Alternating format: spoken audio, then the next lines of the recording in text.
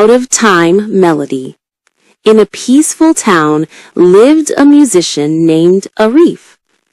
Every evening he sat by the fountain and played his flute.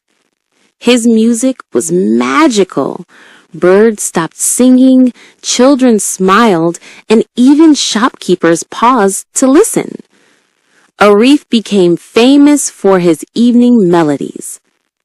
One day, a traveler praised him and said, "You must play at any time. People will come running." Arif believed him and began to think he didn't need the evening time anymore. The next morning, he took his flute and started playing under the hot sun. But no one listened. At night, when people slept, he played again. Only silence answered. Days passed and his audience vanished. He sat alone, realizing that beauty has its own time and place. Moral: pride makes us forget timing and harmony.